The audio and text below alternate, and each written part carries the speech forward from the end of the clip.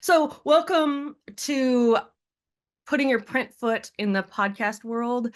My name is Susan Vallet. I'm on the SPJ, so Society of Professional Journalists Freelance board, and I am like the audio representative of that board.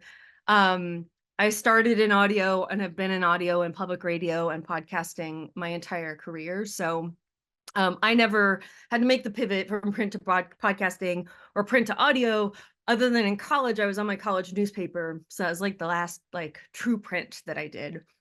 Today we have three guests with us. We have Mallory Carra, who's a freelance podcast producer and writer. She's also an adjunct professor at the University of Southern California and at Chapman University, which is in Orange County, also California, obviously. And she has done a lot of print stuff and with national publications like Teen Vogue and Cosmopolitan and others. And she has made that transition to working on podcasts, on different Spotify podcasts that you may have heard. We can let her introduce herself a little bit later. Then we have Matt Frassica, who's an independent podcast producer who started in print at the Louisville Courier-Journal in Kentucky. And he's most recently worked on The Big Game, which is a series for ESPN's 30 for 30 podcast. And before that, he was a senior producer for 544 Days from Gimlet and Crooked Media. And he's piloted a bunch of podcasts for a bunch of major outlets. And then we have Stacey St. Clair, whose podcast I love, by the way. She's an investigative reporter at the Chicago Tribune. And so she comes from it from a print perspective, but she and one of her colleagues did the podcast Unsealed the Tylenol Murders. So if you grew up in the, I don't know, I grew up in the 70s and 80s and 90s, and you always wondered why you have to like basically dig to get into Tylenol and medication and take off the thing and take the cotton out and all that, listen to her podcast and you'll know exactly why. And so the podcast was accompanied by a 6-part print series in the newspaper. So she's kind of done both worlds, but from the perspective of working at a publication. So I guess I wanted to start by first off, like, how did you land of you guys? Like, how did you guys land your first podcast? Like, how did you end up making that transition? So I don't know if we want to start with Mallory. Sure. Mine is very interesting just because I didn't mean to. So I want to flash back to 2017. I was working at Bustle. I was editing part-time. I was writing part-time for them. So my freelance gig with them started to grow a lot in editing. But as a freelancer, you want to try everything, right? You want to do everything you can. You want to make yourself more versatile. And I was in this mode of being a freelancer, like, yeah, let me see what I can do. I will literally try anything. And so to full disclosure, I have a film degree from USC Cinematic Arts. So in addition to teaching there, I also went to film school there. I got a degree in screenwriting.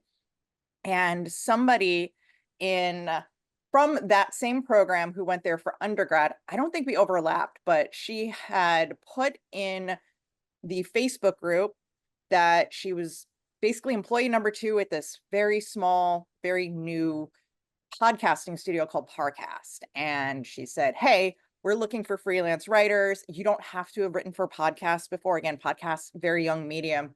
And so I had just written a thriller script in my like spare time. And then also at Bustle, I was constantly covering true crime. And I was like, okay, I think I have enough clips and enough to convince them that maybe I can do this. I would love to try podcasting. I was like, let's try this. So I sent along my material. Her name was Maggie, and actually she's still there, Maggie Admire, really wonderful writer and great person. She was like, yeah, I loved your script. I passed it along to the founder, Max Cutler, and I wound up interviewing with him. He loved that I had been covering Making a Murder and all the other true crime entities that were out at the time, plus that I had also had screenwriting experience. So I was brought on to Serial Killers, still one of their top shows, and just crossed into having 500 episodes across its lifespan. So it's one of the oldest shows at Parcast, and it helped me learn the ropes. So I learned by doing. that's how I broke in. I know it's a very indirect way, but it was just me basically saying, I want to try something new and being willing to try it. How about you, Matt? I had maybe a more direct, or at least more sort of conventional route into audio. I went to journalism school at NYU for magazine writing, and right, Mallory too. I saw that on your bio. So each semester I did an internship at a different publication, and one of my semesters I went to intern at WNYC. Not because I thought I wanted to go into radio, but because I had always loved public radio, and was a really big fan of this one arts and culture show, Studio 360, which doesn't exist anymore. And I applied to be their intern and worked there for a summer. And then I went back to being a print reporter, which is what I thought I was going to be. Went and worked at a newspaper for 4 years. But then when I saw that that same show had an opening for a producer, I applied and got the job and moved back to New York and started working as a public radio producer. And then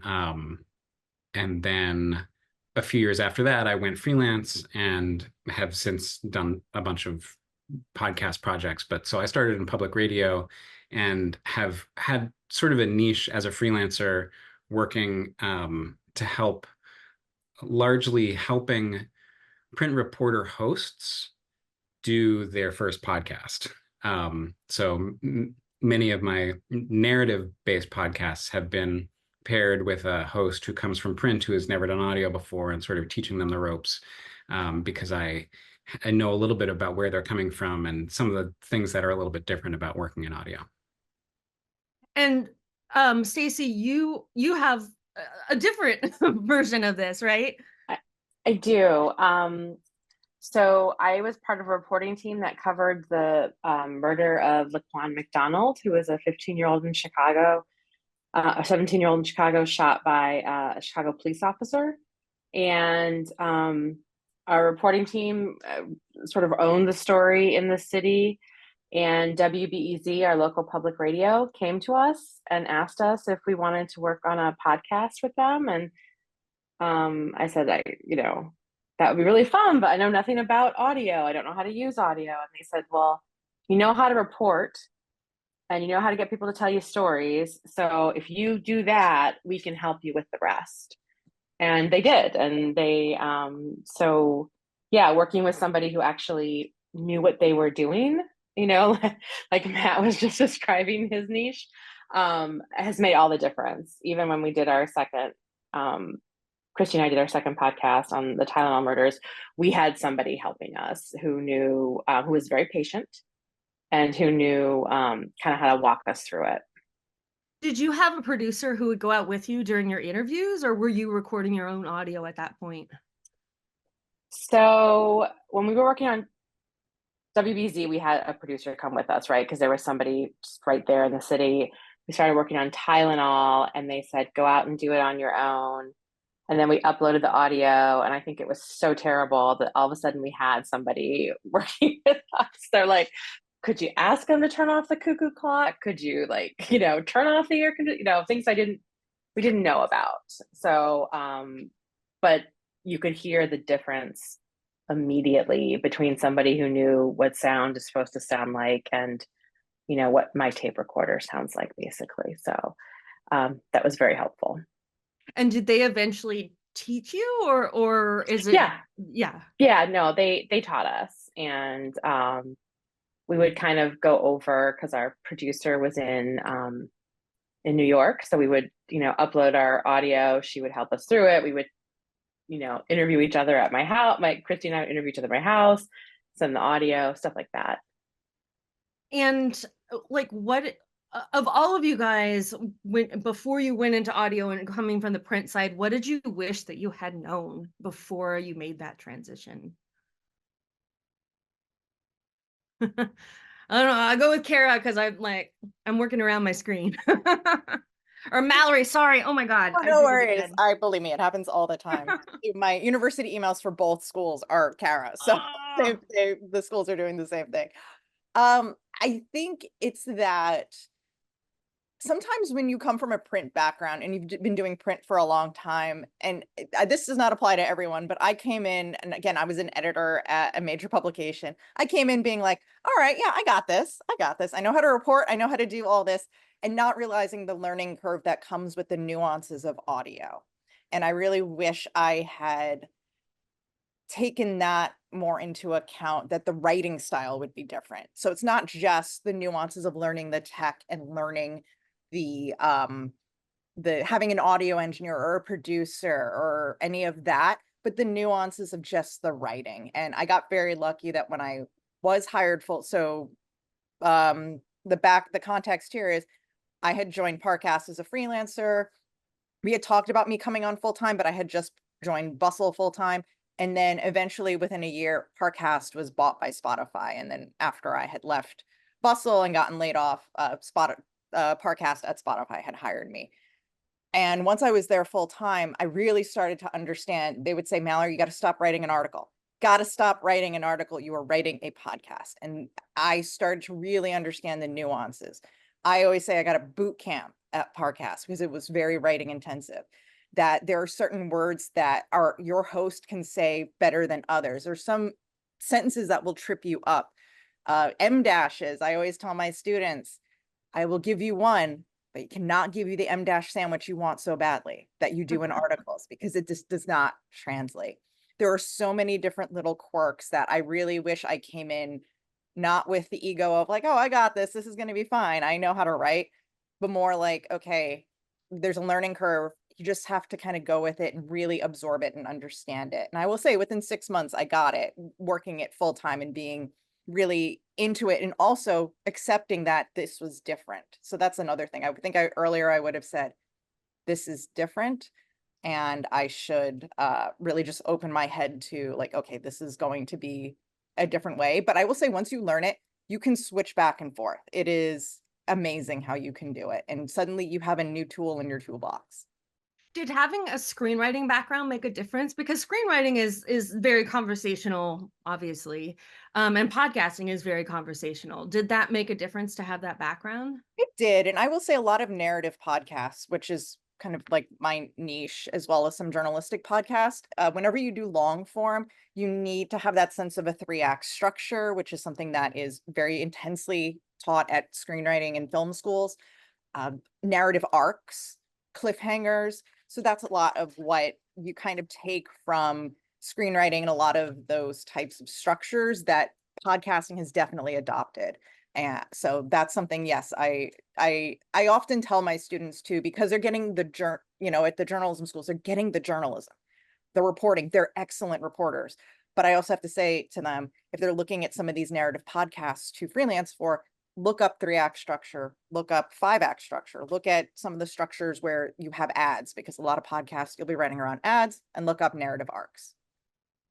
And Matt, what about you making that transition? What do you wish you had known? You kind of came from a radio background, so you kind of have a leg up on somebody who's coming and not having that. Well, I was just thinking as Mallory was talking that I wish I had screenwriting training before going into this work, because I've had to learn about 3-act structure from those little YouTube videos that like break down movies for you. And I've felt like a complete dummy. Like, why don't I already know this? It seems so basic, but it is, it's a formula. It's a very plastic formula that can fit a lot of different kinds of stories, but it's a formula. And the thing that I wish I had learned, the thing that I wish I knew before going into audio, and this is maybe kind of like more personal to me, is I kind of wish I knew that I was going through a one-way door. For me, in my career, there has been no way back into print, even though I had thought of myself as a writer. And that's why I went to journalism school, because I wanted to write. The audio, I mean, it's sort of for a good reason, because the audio industry has been so much healthier than print up until the last couple of years. I have had no problem continuing to work in audio, and as a result have just kind of stayed here in the audio world. And if I had known as I was leaving my job as a reporter, as a print reporter, that I would never get back into a newspaper newsroom again in my life, I don't know that I would have made a different decision, but it would have been useful context. Well, and I think Stacy is coming from, like, she's lucky to have a newsroom that is willing to do both and have your print reporter come in and do podcast work. I think that's, you know, I don't know if it's unusual. I think newspapers are starting to see the value in podcasts. They just don't have the staff to do it. Just because of what's happening in the industry right now. Stacy, what do you wish you would have known? Because you were kind of thrown into it. I was kind of thrown into it. I think Mallory nailed it. I wish going in, I had appreciated just how vast the difference between audio writing for the ear is compared to writing for the eye. And, you know, the first time I sent in a script and the producer put a comment in it that said, "This is hard on the ear." And I was like all taken aback. No one had ever said anything about ears to me before, you know, in my writing. And now when I look back, like, it was a pretty sentence for the eye, but it was a terrible sentence for the ear, because as I wrote it and I couldn't even like speak it smoothly. And the, you know, like the M dashes, like the listener would have been so lost in that sentence, where I don't think a reader would have. And so just sort of embracing that as it became like my favorite thing about the challenge, but just getting over the shock of it at first, I think, was the biggest surprise for me. So aside from the M dash, which has come up multiple times, what would you say? Like, for me, as a coming from audio, the advice that I give my students is, if you're reading a script and you stumble, that it's probably not written correctly. It's not written for the ear. And especially if you're stumbling multiple times or you're having trouble getting through a section, usually it means that needs to be rewritten into like a more like palatable or shorter sentences or smaller words or something. Something needs to be changed there. How about, what like advice do you have for people, like different tips for writing for the ear that you would let people know who are coming from print? Like, these are the things you should be looking for, thinking about. Well, as for me, I was also the host, so it had to be something that sounded natural for me to say it, which was different from what my co-host would say. She's a true South Sider Chicagoan. She speaks differently than me, you know. So we had different things that sounded natural. What sounded natural for me didn't sound natural for her. What was natural for her didn't sound natural for me. So just kind of figuring out what sounded like us, but was simple enough to translate to the listener. That was just a lot of just reading out loud to myself, to, you know, my co-host. We were very lucky that we were co-hosting together, and so we recorded specifically, so we were looking across a table at each other. So it was like I was speaking to her, and a couple times she would be like, "You don't say that," like, she, you know, like, so we would rework this, which our producer just loved. But yeah, so that was, I think, kind of one of the ways we tried to overcome it. I actually have a colleague in public radio who used to bring in a photo of a family member and set it in front of her during voicing. Like, if you can't visualize it, to actually have a photo, it seems stupid, but it makes such a big difference. Yeah. Mallory, what tips would you have? I mean, you deal with this with students all the time. And a lot of my students are coming from print background or experience at their high school papers, or writing across the newsroom at Annenberg Media, writing for the digital text side. So a lot of what I usually tell them is, you are writing for the way you write is the way you're going to want to talk. You want to sound like the way you talk, but that's easier said than done. We tend to write in AP style. That's what we learn. That's what we read all the time when we have tabs open. That's what we're reading. But writing the way we talk is just so much harder. And so I give a presentation every semester on basically like tips for writing for audio and broadcast. And one of the main things is shorter sentences. You know, when you're writing papers and you're writing for print, it's very freeing for me now. I go between text and audio a lot. And during my text times, I'm like, oh yeah, that sentence can be like really long. I can put a few em dashes, a few commas, a few clauses. I go nuts. But when I'm writing for audio, I really got to just stop. You know, you develop a mode of like, okay, shorter, no clauses. Sentences need to be a lot more direct, active voice. That's something also that has in common with screenwriting. You want to, and this is a big tip that I got when I was at Parcast, was each sentence should have a thought that advances where you're going. But because the way we listen is the way we read, we can read a bunch of different thoughts. You can put in a stat em dash sandwich, and then you can put in the person's job title.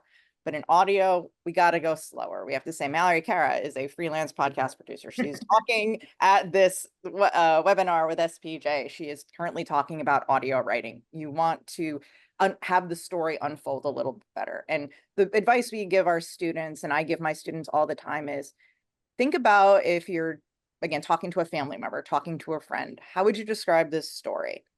How would you, when you call your mom later and you say, oh, I got a byline for the radio show or the broadcast TV show, tell them about the story that you reported that day. How would you describe it? And oftentimes when my students are writing and they get all like, they're like, I don't know if I know what I'm doing. I say, just tell me the story, tell it to me. And then I go, that's exactly what you're going to write. You have the story in you.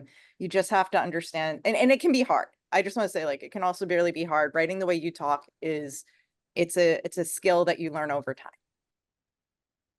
Yeah, I tell people it's like having a conversation with myself in my head, which sounds entirely crazy, but it's like, I'm like playing like both sides, and I do that for radio stuff and I do it for podcasting stuff. The other thing that I do, this comes over from radio, and I don't know if you guys do it, is I pull all my sound bites first. So I tell people that my sound bites are like my 2x4s for building like a house, right? And that you have to have the 2x4s in place to know where you're going, and that your sentences are like the drywall or whatever that connects everything. And then the sound is like the paint and stuff that brings everything together.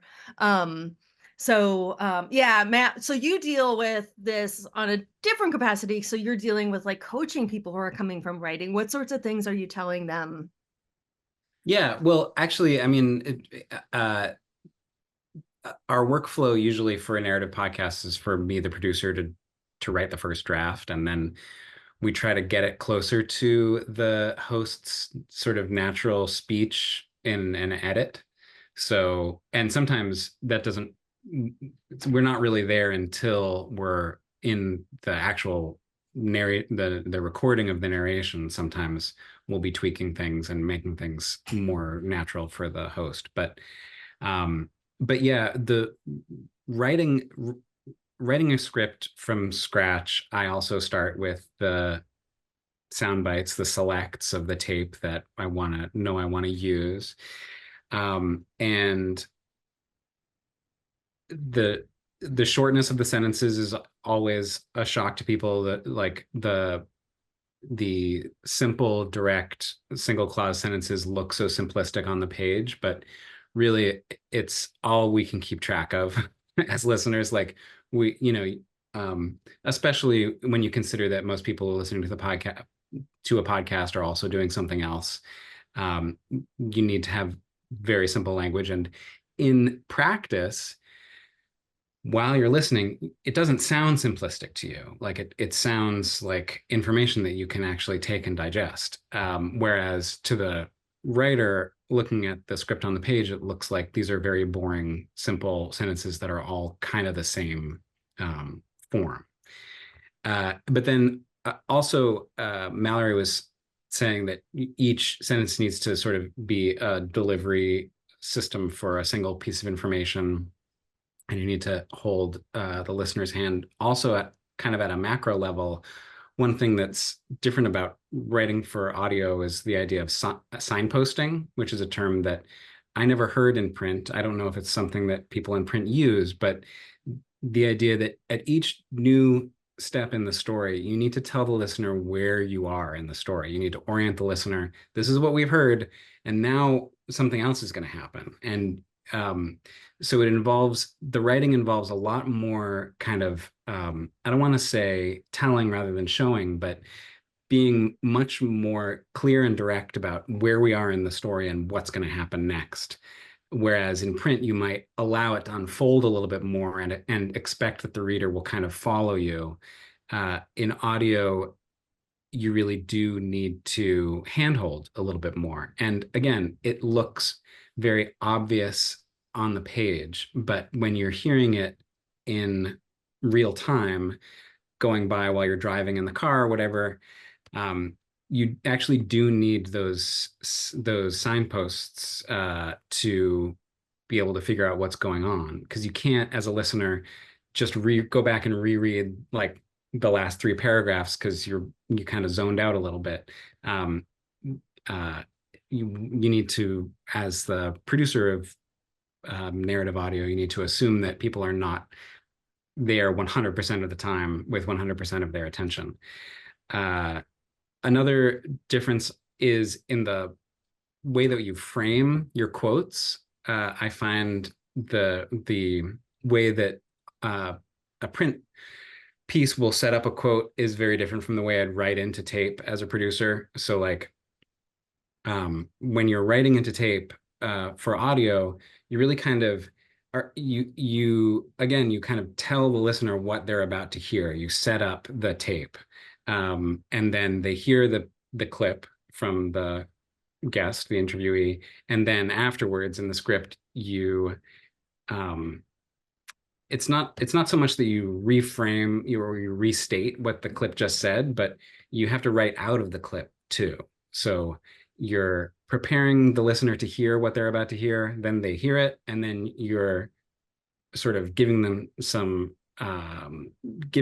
of an off-ramp from that clip into the next point that you're going to make. So there's a lot more like repetition, just like repeating the ideas. And in some ways, if you were reading a script, if you're reading a transcript instead of listening to the piece, it would perhaps seem like you're stealing the interviewee's thunder, but really you're helping the listener hear what's important for them to hear. Yeah, one thing I do, and it's a carryover from public radio, is like if somebody in an interview, they're telling a story, I'll like use that first like line that they're using into the story, have the soundbite, and then use what they said after that. So it's cheating, but it's not cheating. But because they're telling the story and they know how, to tell the story. And so that's one thing that I do. Do you think that it's as far as to be able to make a transition from print to podcasting, like as a print reporter, do you think there is opportunity there to be able to land big name podcasts? Like where should people, like where would, like if you were having to do this today, where would you start? Anybody? Let's do Mallory.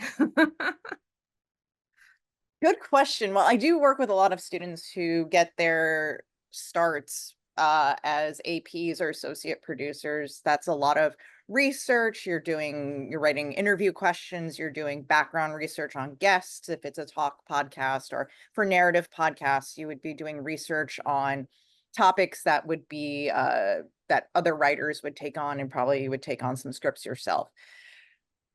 Where would you start is a good question, because I ask myself that all the time, especially because students will ask me. It really depends on where you want to go in podcasting. There are still some narrative opportunities. I will say, though, that a lot of them are with big YouTubers who have gotten into true crime or history podcasts during the pandemic, and then they have these really big followings. So they're doing video podcasts. Do I recommend that? I don't know. I've worked with some. I will say it's been hit or miss. I will be very honest. I think tape syncs are another one. If you are part of the audio listservs, I always joke that audio is still very listserv based. Extreme, like I always say, it's like 2007. We got a Google group. We got many Google groups, and there are a lot of tape syncs where you can start to build your audio kit. That's very important. Be able to work with some of these companies that need you for a tape sync, and you get to, I think the big thing is building your network. So, people who either need a tape sync or who need a producer. I can't tell you when I've gotten opportunities to produce podcasts, who do I go to for an editor or an associate producer? I go to my network. I go to the students I've known. I go to my past colleagues at Spotify because I know I've worked with them, and I know they know audio, because one of the things you'll find about the audio community is we're very tight knit. I always say it's a very special type of nerd because we get each other. We know the tech language. We speak the language. We know if I say I use a Zoom H6, you're going to know what that means. Or if I edit with Adobe Audition, you know what that means. So it's a language within ourselves. So we tend to, I don't know, I always say there's like a little bit of code language. So I think look for opportunities for tape syncs. Also look for those AP positions, look for freelance. I think there's no shame in trying to start with freelance. I've known so many people, myself included, who've started as a freelancer and who have got brought on because, as we were saying before, print and text and online is not doing as great. I also, like Matt, felt like I also kind of went through a one-way door too. It's been harder for me to get back into text only because of what's going on in the industry. I do write for NBCU Academy. I feel very lucky to be able to do something in text right now with the way the landscape is. But for audio, there are a lot more opportunities in audio via whether it's freelancing or being brought onto staff. There are a lot more opportunities. It's just you have to build that network. Yeah, and for people who don't know what a tape sync is, because that's kind of an insider audio term, it's basically, it's an old term that goes back to like syncing the audio between two locations. But it's basically you're paid to be a microphone holder and to watch sound levels and make sure that the cuckoo clock is not going off in the background, or that there's not a loud refrigerator going. Audio producers are known to to unplug refrigerators and put their keys inside the refrigerator so that we remember to plug it back in when we leave. So it's getting paid to go to a location and be like, okay, this room has curtains and it's got pillows and it's got carpeting, versus this room over here, the dining room, is wooden floors and there's no curtains and the sound is just going to bounce around like crazy and sound terrible. So like going to a location, assessing where the best place is to record, doing that recording and sending it to the outlet so that it sounds like they did the interview, but they actually did the interview. Now they do it mostly via Zoom, or Riverside FM. It used to be on the phone. So yeah, it's a very specific audio thing, but if you're good at it, you gain a reputation. So like I do stuff for the New York Times with their kind of high profile people because they know that I'm not going to screw up the audio. And I also, on high profile interviews, I run a second recorder. So if I had a problem with audio, I at least have some sort of backup, and then we have the Zoom backup. So yeah, so stuff like that, and the producer on the other end knowing that you're doing that then makes it so they tell other producers like, hey, like if you need a tape syncer in this city, call her, because like she'll make sure that your audio is good. And yeah. And I've been on the other end where I've been a producer and I've had a tape syncer fail me before, and that's just an awful, awful feeling. Yeah. They forgot to hit record. Yeah. So yes, so be the syncer that you want to hire. But it is a good place to like get your foot in the door. Yeah, Matt, any advice or like where you think the openings are. I was just having a conversation this week with somebody else in the podcast industry, and she was talking about how in the last couple of years there's been sort of this shrinking of funding, and that it's harder to get stuff funded unless it's a true crime podcast. So I don't know if you guys want to speak to that too, but like where would you suggest a print reporter look to get their foot in the door if they want to make this transition? Yeah, well, I have heard that it is more difficult to get funding, and so if you're coming from a position of like having a great story that you think, apologies for the motor outside. If you're in the position of, you have a great story, you have the next Tylenol murders, and you want to find a production company to make it, it's going to be more difficult now than it was a few years ago, probably. But if you are more interested in doing work in this medium rather than starting with this great story that you know that you need and want to tell, tape syncs are good. There are also a lot of, not a lot, but there are shows and podcasts that take freelance pitches, and you can pitch a story, and you can just be upfront with them that you are a print reporter and you're going to need some help with the audio stuff. And I'm sure they will be happy to work with you if it's a good story that they want you to tell. They will help you figure out the audio medium, and that would be a great way both to learn while doing and also get a really good clip and help grow your network. I'd also suggest doing classes. You don't have to go back to journalism school to learn audio. There are a lot of classes, sort of one-off classes that you can take through an organization called Radio Bootcamp, or SoundPath, which is run by the Association for Independence in Radio. They offer trainings. There are also free classes, but I mentioned Radio Bootcamp and SoundPath because they both kind of have communities built in with them. If you take a Radio Bootcamp course, you get into the Radio Bootcamp Slack, and that's kind of just like a place to have conversations with people and, again, grow your network. And SoundPath is part of the Association for Independence in Radio, which is an organization like SPJ for freelance audio producers that also has newsletters and an email listserv community, a good place to hear about jobs or hear about tape syncs, and to access, again, like trainings and resources and that kind of stuff. So those sorts of things, in addition to the listservs and the discords and everything else, can be a way to both learn something and meet people. And then if you have, the opportunity to do something bigger, like a training program at Transom or SALT, which is a great documentary studies program for continuing education people based here in Portland, where I live. That's also a great option, but it is like, a semester-long commitment, which is not necessarily feasible for, working professionals. Yeah, and there's also community college classes. I teach audio production at a community college. Now it is in person, but it is significantly cheaper than some training programs. So if you just worried about the technical side of it, that's one place that you can look and see if your local community college has like how to use Adobe Audition, and you can learn it that way. I mean, you obviously can learn it from videos online and that type of stuff, but it's kind of easier in a class because it forces you to do things versus at home when you're like I have this other paid thing that I'm doing. I'll do this next week. And then like 2 years later, you're like, oh no, I haven't still done it yet. Yeah. Ask me how I know.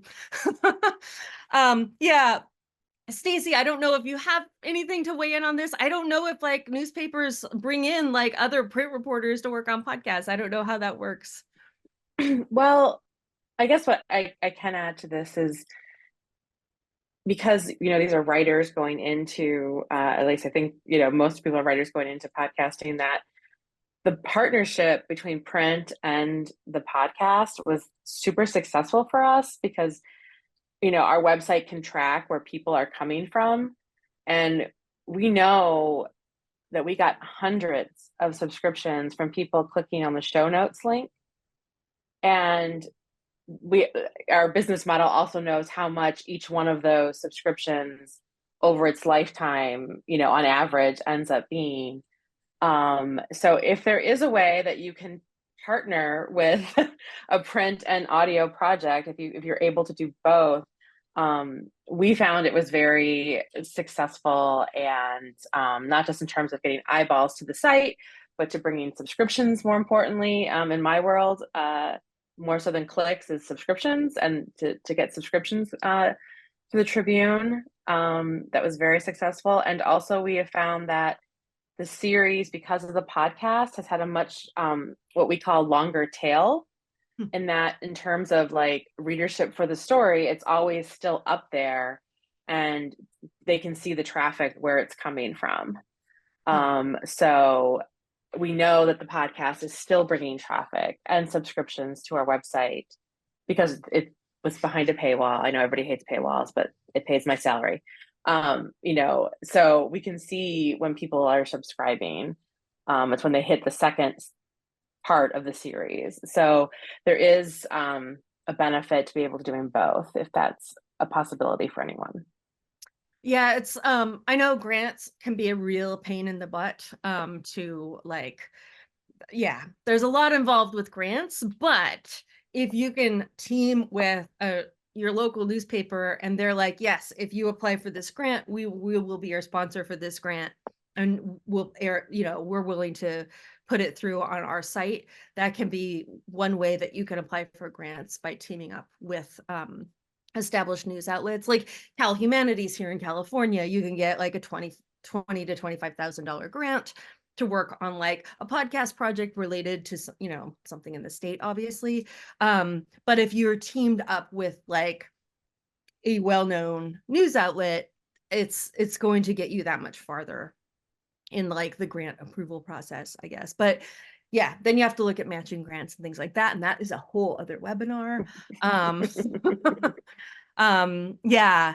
Have any of you ever gotten your own podcast idea funded or done? No. Oh no. That's the nut I'm trying to crack right now. So and actually the best advice I got on it this week was because I have done interviews for a particular story, and it's sort of a passion project. The advice that I got was, instead of pitching it as a podcast to, a podcast outlet, pitch a single episode. Like, pick your best story among all the interviews you've done and pitch it as a single episode, and use that as a stepping stone to perhaps getting more funding. So if that's something you're thinking of, or you have recorded stuff, that's a possible road that you can go down.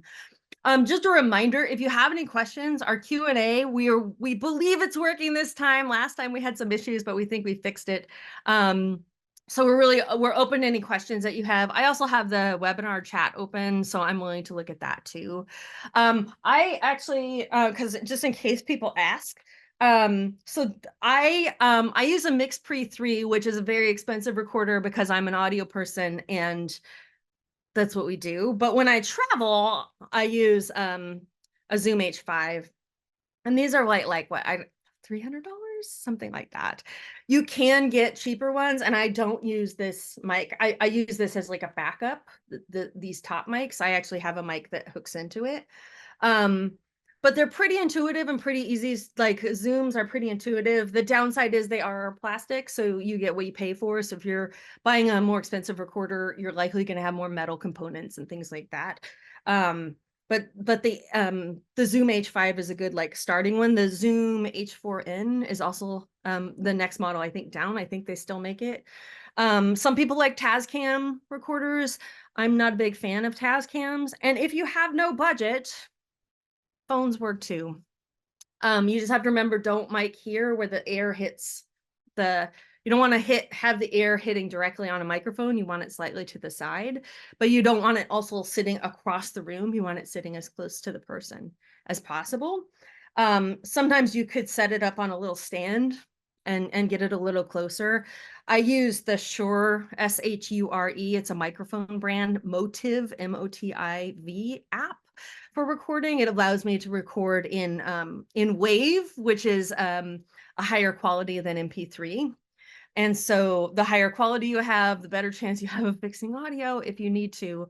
But that's one option. Like, you don't need a bunch of expensive equipment. You can start with a phone. It is possible. So all right, we have some questions. Oh, actually, I wanted to ask our guests if and for some reason everybody is now muted. Okay. I wanted to ask our guests if what equipment you guys use, and are you Team Zoom or Team Riverside FM for recording? And I don't know why everybody got muted at the same time, so you're gonna have to unmute yourselves to talk. I don't know how that happened. But yes, are you Team Zoom, Team Riverside? What equipment you use? Sure. I don't know. I don't know who wants to start. Team Riverside. After dealing with some people's Zoom, their bandwidth, and like having them freeze during Zoom, Team Riverside for sure. And we use Zoom to record the Zoom recorder, and Shure mics. Yeah. All right, Mallory.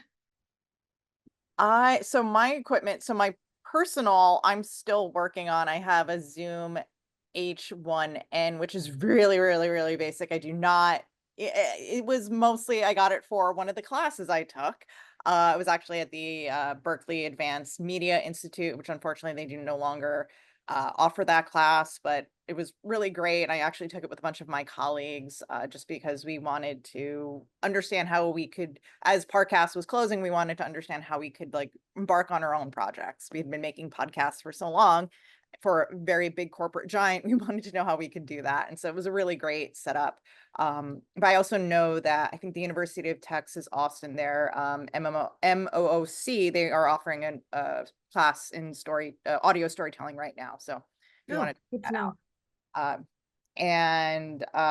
But also Team Riverside, I've been screwed over by some Zoom interviews. I've heard some issues about Riverside too. So like whatever you use, try to do some sort of backup. What we like to do and I'm sure Matt can attest to this, is ask people to record on their end if they possibly can, if they're at least, if they can record on their own computer just as a backup or on their phone, it's helpful. You can use voice memo. Yeah. But yeah. I also do want to say the reason why I have a recorder that's less not as advanced is because I do have access to the ones at USC. So I have access to the Zoom H6. That's a very like unique circumstance where like they will let me use them as a professor, and I teach those all the time. So I haven't bought one of my own just because I do have access to that, and I'm constantly working with the students. And when I was working on a USC podcast last year, they were like, "Yep, this is for that purpose."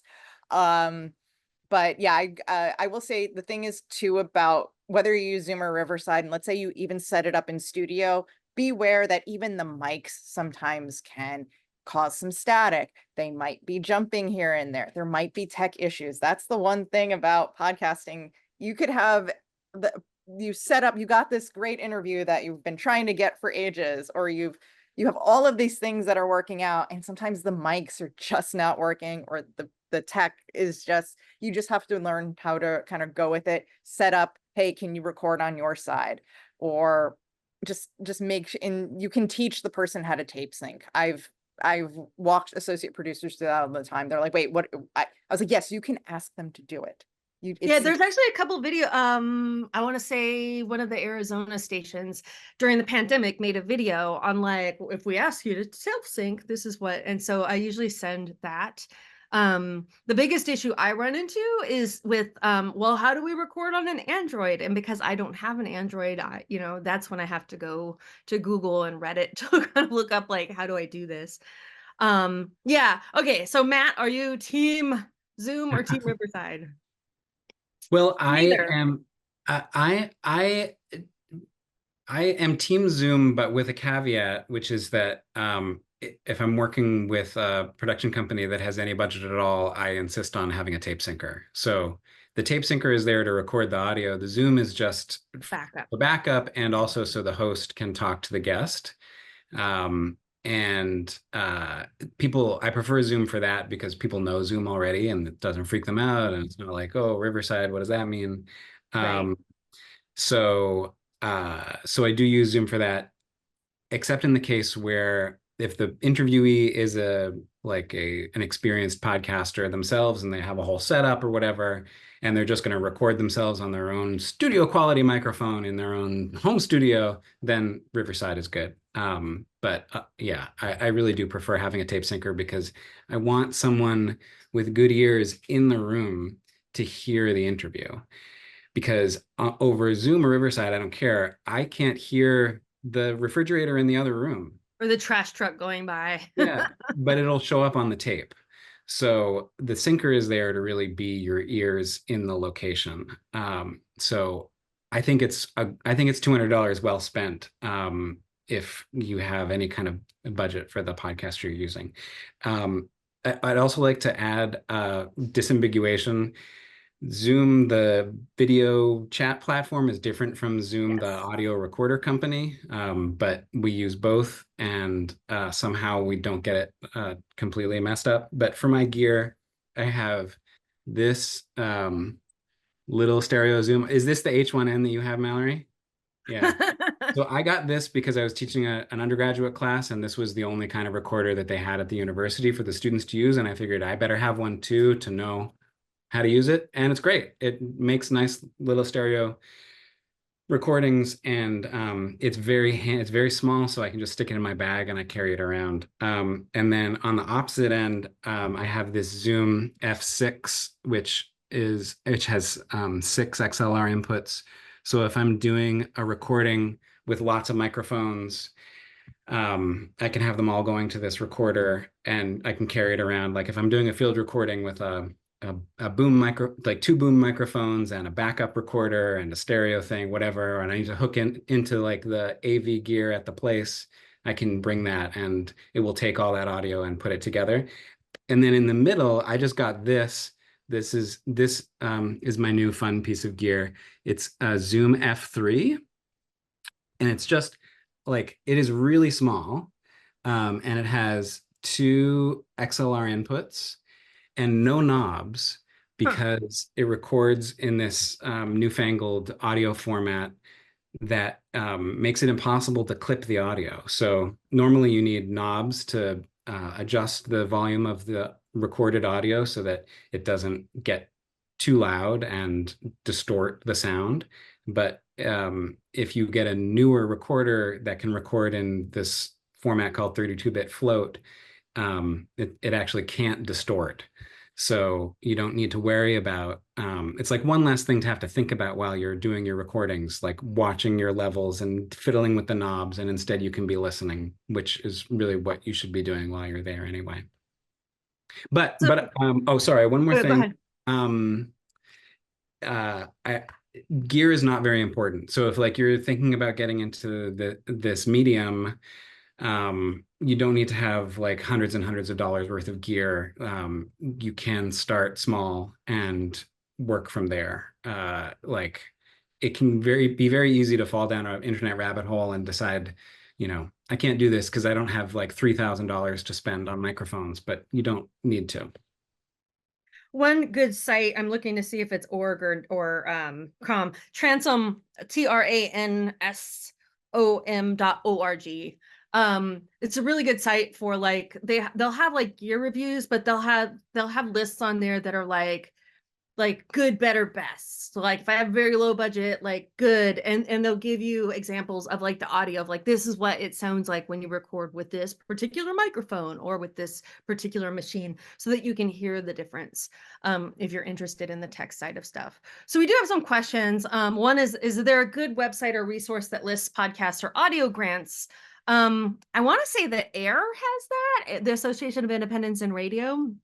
They at least used to. I'm not sure. Audio, I don't know if it's still there on the site, but it's airmedia.org. It's a really good group if you're interested in audio. If you join that group, it's not super expensive, and it's they have like not discussion boards. I'm in academia and this is what happens. They have message boards that you can subscribe to like via email. But like if you had a technical question, you could search those boards, or you can ask a question. I've asked like oddball questions where I couldn't find an answer. And there's always like, it'll be like a retired NPR engineer who has the answer for you, who's been in the industry for like 40 or 50 years. So it's a really good resource for that type of stuff. Aside from that, I don't know. Do you guys know of any? I don't think so. It's interesting because I know on some of the audio listservs, there's a doc that floats around with the grants. And I was just looking at too, I don't know if everyone knows about Adrienne Ma, who works at NPR. It's a great, I'm going to put it in. Can everyone see? I don't know if you can see the webinar chat, but a great doc that is updated seasonally of audio jobs. So there's always these docs that are floating around that I feel like, I don't think I have the one with grants, but again, it's something that like, again, because it's such a small, tight knit community, we tend to like, again, distribute docs or have listservs or newsletters. Like Transom's newsletter is really great too. So I would highly just recommend and this is what I recommend to my students, just keep track of all of these things because you never know. I feel like audio grants are, when they are announced, like it's like a really big deal, or it's usually in these insular, like a Slack or a listserv. Yeah, and Julia Hansen, she says, is a reporter for a newspaper in a growing area north of North Georgia. How do y'all, I like the y'all, narrow down what topic to cover for a podcast? Over the past 3 years, I've reported on multiple murder cases and development-related controversies or other scandals. I can give you my quick answer is that if it's a smaller story that tells a larger story, that's usually a good podcast. And also thinking about scenes of where you could find audio is the other one that I look at. I don't know, Stacy, Mallory, and Matt, what you guys look for.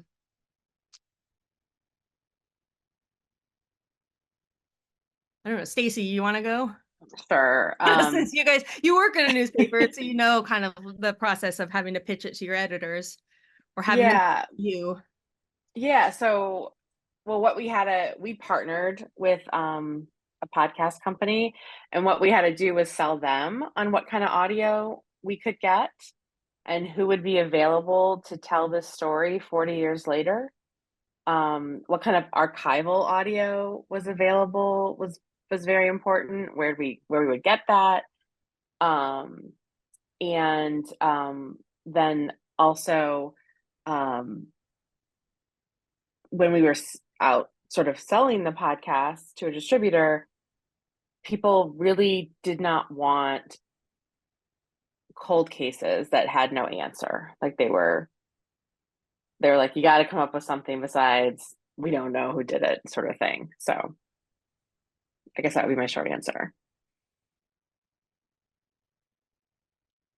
One podcast that one of my favorite podcasts is the Bear Brook podcast out of New Hampshire Public Radio. And the reason why I liked it, it was a cold case type of podcast, and it went over like the differences between different DNA technologies. And they didn't have an answer at the time, but the podcast actually kind of helped to find the answer. And so they were able to tell this larger story of how something was investigated, which was interesting in itself. And then that particular story just was like the vehicle that allowed this. And then in the process, they were able to figure out who the serial killer was. But good podcast if you haven't listened to it. My other current favorite is Ripple, which is about the aftermath of the BP oil spill. It's a really well done one. Mallory or Matt, I don't know if you guys have any thoughts on what you would look for or what you would suggest to look for when deciding what story do you make into a podcast.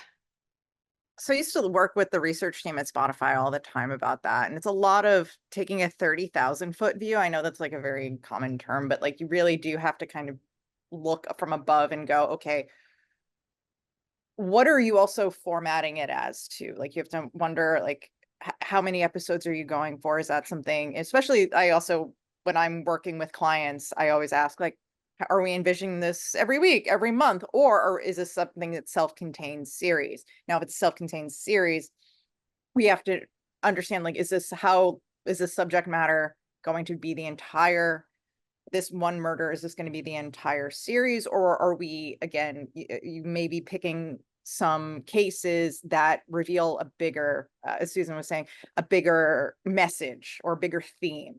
So again, that's why you take that 30,000 foot view and go, okay, is there a thematic element here that unites everything? And then what you're looking at, because audio, like we were talking about before, it's scenes, it's also access. It can be very difficult to get the access for people speaking. Audio is a very intimate medium. So, and my students deal with this all the time, where they'll come from print or text and people were willing to talk to them. But then suddenly, if you're recorded or if you're on camera, people are a little more hesitant. Suddenly they're going to be like, can we do a pre-interview? Can we talk first? Because it's harder for them to dispute that they didn't say that, right? They're saying it, they're on, and it's very hard to chop off audio. It's very hard. You cannot. So, and have it still sound natural. So it's very hard to dispute. So I would say, think about what the broader message is. Start from the top. What is your main theme? And then or your North Star. And then you would, everything that you do, the episodes, the episode titles, the amount of episodes, the arcs fall into place from there. But you just have to, it's one of those, like, it kind of borrows from film too. What is that main theme? And Matt, any thoughts on this? I would say that one thing that I've noticed print reporters saying when they start an audio project is, like, I've got this story, maybe I've told this story in print. The podcast is going to like expand the world of the story. It's going to go, down different corners and around different aspects of the story that we were unable to find room for in print. And I have to tell them very gently that that is not going to happen, because there's a lot less room in a podcast, especially a serialized limited series of 6 or 8 episodes. You're going to end up telling a much smaller version of the story than you did in print. And I'm sure this happened with the Tylenol Murders series. I'm sure the print series went into much greater detail than the podcast could have, because, in the podcast, because of all that repetition that you're building in, and because of all the hand-holding, you end up having to really refine the story down to its most essential form. And so unless you're doing a weekly always on podcast where you're just going to interview people for 2 hours and release it unedited, a story-based podcast is going to be surprisingly narrow and have surprisingly little room in it. And I think one thing people don't realize, that even in interview podcasts, at least the ones that have producers behind it, which I've worked on, there's a story arc in the interview. And it's been discussed by multiple people of what's going to be act 1, act 2, and act 3 of our interview. So it's not just a wandering interview. You are going someplace with that interview. And you can tell if you listen to a podcast that hasn't done that and it kind of wanders and doesn't go anywhere, you're not as satisfied with it usually, because you're it's it was interesting, but it's you don't remember it. And so that's another thing to think about. Somebody pointed out, Diane Patrick pointed out that as Matt was speaking about signposting, she hears these elements just listening to Christopher Kimball's Milk Street Radio podcast. Again, lots of producers, right, working behind the scenes. We're just listening for a few episodes is like taking a master class in podcasting. In certain podcasts, you're going to hear that. So James May is a mostly digital print freelancer from Dayton, and he's trying to turn an old radio show he did into a print series and is struggling and wants to know if you have any tips for going the opposite direction, for going from audio to the print side. I don't know, Stacy might have the most experience with that. They're kind of two different things. Yeah, not knowing what the audio is, I would say you have to take just like you can't, nobody wants a retread of a print series for audio. Like you have to figure out something new. I would think what about your old audio is new and relevant today, and put it in that context, because newspapers don't like look back even as much as like, audio will give you that chance to do. Mallory and Matt, do you have anything on this? It's a different than what we're used to.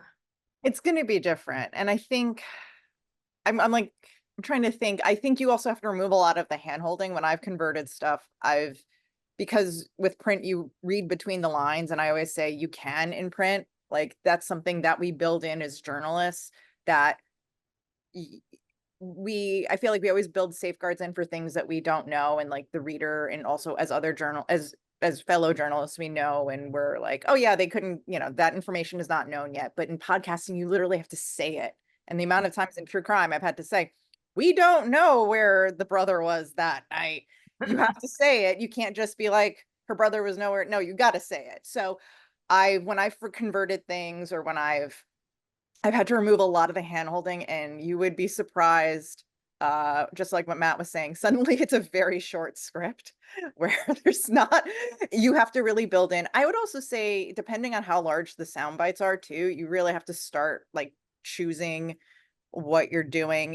You lose ambient sound, so then you have to start building in, or nat sound, you have to start building in what those sounds were, more descriptions of what it was like there. The nat sound gives you that ability to be immersed in it, but now you have to build that in as text. So even though you are removing a lot of the hand holding, you are having to add a lot more description.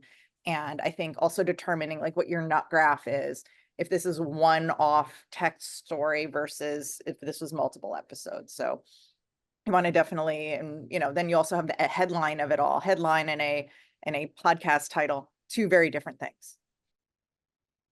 And your quotes are usually shorter in a, you can't have an audio. We pick our audio based, at least I do, and I'm sure everyone, but based on like emotion and what we hear in the voice, whereas in print, it's used for a different purpose. And so, because we can't hear it.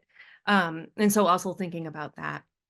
Somebody asked whether, compared to a written story pitch where you do some pre-reporting and most of the work is done after the assignment is final. Wait a second, this thing just moved on me.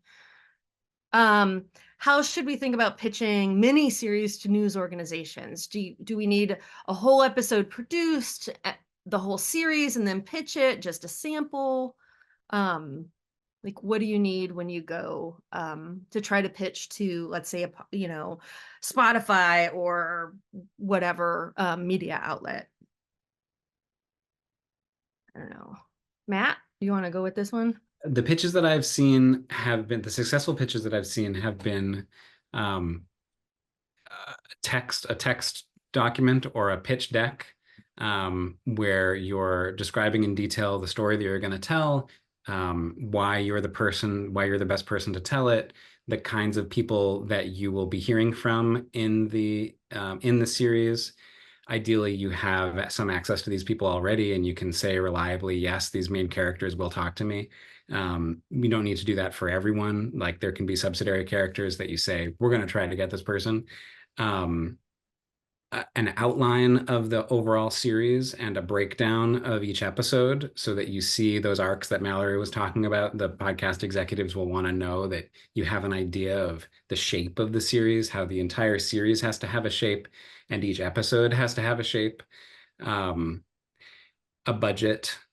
And if you have audio already, give them some sample audio. If you're working with your producer, or you have, like, if you've edited some of the audio together yourself, let them hear some of the greatest tape that you have. But I don't think that it is a good use of time to produce an entire episode because they'll want to be involved in the concept of the episode from beginning to end. So if you make an entire episode, you would have to be aware that you will need to throw it out and start again.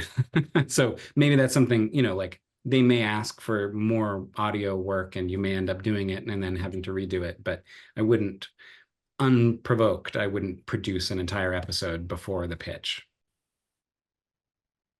Anybody else want to weigh in on this? As far as pitch decks are concerned, SoundPath, which is the program through Air. If you're an Air member, it was free. So I don't know how much it costs, but their webinar on pitch decks was really, really good. So, and I also think KCRW, which is the NPR affiliate here in the Los Angeles area, I think they did a webinar on that as well at some point. So you might be able to find that online as well.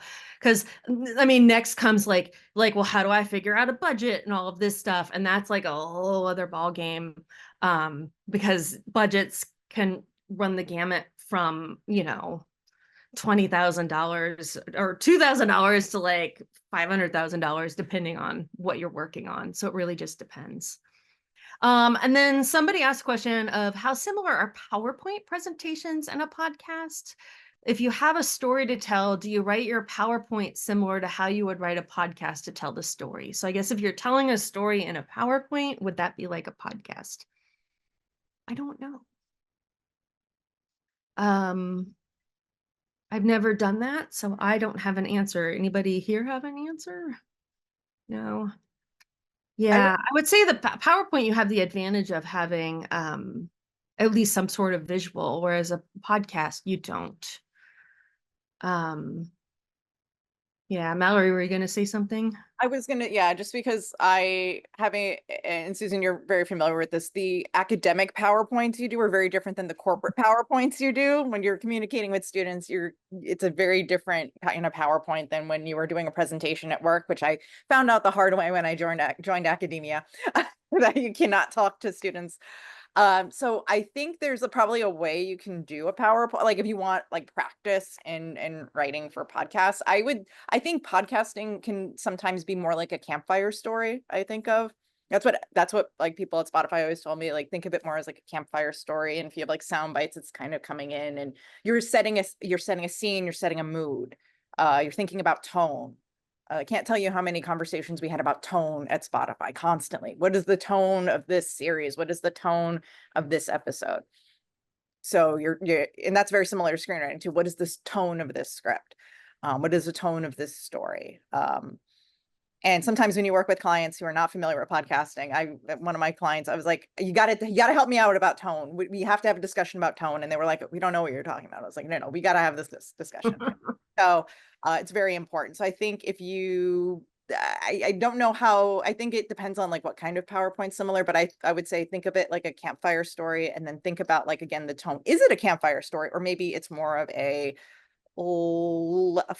interesting lecture, or is it kind of like setting the scene for yourself of like what tone, how are you seeing the tone of this?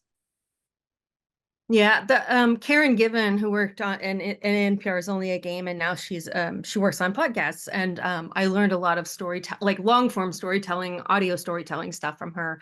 And what I learned from her is using Post-it notes. So I had at one point had an empty table that I brought into my living room that the cat loved to sit on and swipe her tail and knock these things off. So then you'd have to put them back. But each Post-it was a point in the story, and each point in the story needed a voice. So then I could tell like, okay, like we still need an interview to fill in this section here, because this still needs voices to be able to tell this section of the story. And then you could put the signposts in like as an additional podcast. Like we could stick a signpost here, we could put one here, we could put, so you have your points in your story where you knew you had to do certain things. And it was I had a professor at USC also do the same thing. She did it on a wall with planning with Post-it notes. And so I learned like story structure through kind of that process, because you could move stuff around like, oh, this doesn't really belong here, but we could throw it over here and it makes more sense. And, the one thing with podcasts is like in print, Maybe not so much for like feature type stuff, but like in that first line, you know everything you need to know about the story. And in podcasting, you don't want to show all your cards at the very beginning. And so you need to like kind of dole those out through the story to keep people interested. Disney does a great job at this. If you've ever watched a Disney movie or cartoon, they have points that keep you interested in the story. And so kind of thinking of a story in that way and not like putting the story all up front and like leaving stuff in your back pocket. Yeah, Mallory. And I used to work with print journalists who were coming to Spotify too. They wanted to break in, and we loved having people break in because we had so many successful people breaking in. My advice for them, and they always gave them to me because I was the print journalist. I always said, turn the inverted pyramid upside down, make it right side up. That is what's going to bring you success, because I used to write leads and I would always see them crossed out again in those first 6 months. They would be like, stop writing a lead, Mallory. You're giving away the farm. So turn that inverted pyramid right side up is my best advice. And yeah, so we should be wrapping up. We've gone a little bit over, but that's okay. And does anybody have any final thoughts? Any final advice? Yes. There's one thing that I wanted to add, and Susan, you touched on this, that we talked a lot about the differences in writing and the importance of getting good, clean tape without background noise. But the interview process itself is a little bit different between print and audio. You're not just pumping somebody for information, you're trying to get them to tell a story. And that is a different it's just a different approach, and there are different kinds of questions because you're trying to elicit a scene from them. Ideally, you're trying to be put inside of their memory of something that happened. If it's not something that you're capturing as it unfolds, you're talking to somebody about something that happened in the past. You need to know, like, what was the weather like? Who was in the room? What were you wearing? What, like, what did you have to eat? What did it smell like? Yeah, so it's a lot more of those kind of granular details, which can feel very slow. Like, it's a slow interview process. It takes a lot longer. And it's something that print reporters are not necessarily like prepared to do, that it's not just like not really their style. So the best resource I can recommend about this is a talk that Karen Duffin gave at a conference called Third Coast. So if you just search Karen, actually, there's a chat. I could actually put the link in the chat, couldn't I? Yeah, and I'm gonna try to compile like some links of like what we've talked about and send that out after the podcast at some point. Yeah. Okay. So which is why I'm writing stuff down. Karen Duffin gave a great talk that is just sort of like a really basic introduction to how do you do an audio interview for narrative. Like, what are the kinds of questions that you ask? What are the kinds of responses that you're listening for? When do you decide to get more from a subject about a scene, and when do you decide to skip over things? It's just a great talk that I go back to. Oh, the attendees can't see the chat. Oh, well. It's a talk that I go back to every so often, like as a refresher for myself. And it's something that I send to my hosts coming from print to audio, because I think it's just a good overview of the differences. Yeah, one thing that I notice, so one of the podcasts I work on for a magazine is they give me audio that their print reporters have recorded, and I try really hard to work with them to get better audio. But one easy thing that you could do is just zip your mouth, nod and eye contact. You don't need to say every other word, because that will ruin your audio. On the phone, once you train yourself to do that, then you'll be on the phone like to record something if there's no video, and they're like, are you still there? And it's like, I'm just nodding on this end because that's what I'm so used to doing. But eye contact and a nod is all you need to acknowledge that you understand what they're saying. One thing, working off of what you just said, Matt, one of the stories that I did, and this is a long form public radio story for NPR's Only a Game, which is no longer on the air, but it was about the Vegas concert mass shooting. And I was interviewing two of the people who were there, and one of them was a hockey player who had been shot. And I happened to be playing in a hockey tournament in Vegas. So I had they were like, we'll meet you at the rink. And it's like, okay. And so I had one shot to like do this interview. So I worked with my editor, and we had an outline of like, these are all of the points that we are going to need to hit in this interview. I didn't read, like, it wasn't like I was sitting there just like reading the interview, but I kind of was checking off like, okay, I've asked that question. I have that already. So I could ask questions on my own from listening, but I also knew I had this list of questions that needed to be answered to hit all of the points in the story. And that was a really unusual interview for me.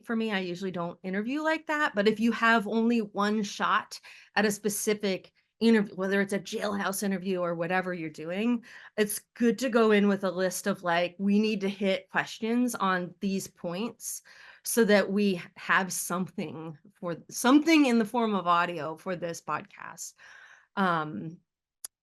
Mallory and Stacy, do you have anything else that you guys want to add as like final thoughts? Mallory, I know, so Mallory is involved in AAJA, right? And she's talking about potentially trying to bring back one of their audio programs. I don't know if you wanted to. AJ has a lot of affinity groups. I think someone's trying to start a business affinity group, and I'm trying to revive the audio affinity group. At the convention, actually the past two conventions, we had some very lively audio meetups. So here's hoping. Gonna hopefully talk to National when they're all back in office in September. But I also just wanted to say, like, if you are in this webinar, you already have made the first step of like, I'm interested in doing this. What can I do next? And I know I get that question from students. I get that question from other journalists all the time. How can I do this? And I think my main answer is that this is like, you asking that question is a good first step. Now it's just about I would say listen to a lot of podcasts, again, because this is such a small community.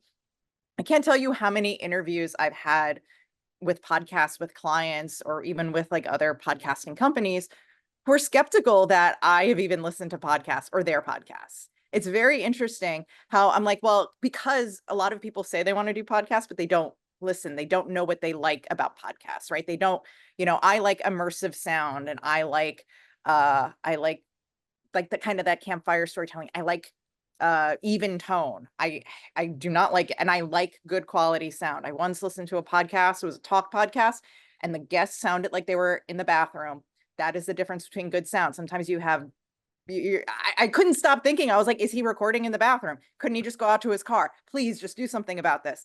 So you start to develop the things that you like, and that is what they want. So I would say listen to as many podcasts as you talk podcasts. I love every album ever on Ringer just because I love pop culture. Chat podcasts, storytelling podcasts that are retelling a major event. Some fictional podcasts are very interesting. See what you like. And that is the first step of understanding where you would want to work in this space. One thing that I do to look for podcasts is, in addition to going to Reddit, but like, I look at what podcasts have won awards from various organizations in the past couple of years, because those are going to, those may be like among your top ones, or like who was up for those awards. And it gives you a list to start from, because the podcast world, like if you just open and you're like, oh no, where do I start? It's like really difficult to figure out where to start. So if you need a starting point, look at which ones have won awards, and it's a good place to start. Stacy, do you have any last thoughts? I would just say, if you're a print journalist and you're thinking about trying this, do it. Audio journalism will sharpen your print journalism skills. One does not atrophy because you build a muscle in a different area. I feel like I'm a better, stronger print journalist because of things I learned during audio, like, letting the story breathe when someone's talking and not interrupting them for the dog's name right away. You can follow up on the dog's name or the color of the room later on, but just sort of letting things breathe. So give it a try. Your print work will benefit from it. Excellent. SPJ, Society of Professional Journalists. We are well, I am a representative of their freelance community. SPJ has chapters and communities, and we're among the largest of both. And so we have a Facebook group that is open to anybody. You don't have to be a member of SPJ to be a part of that.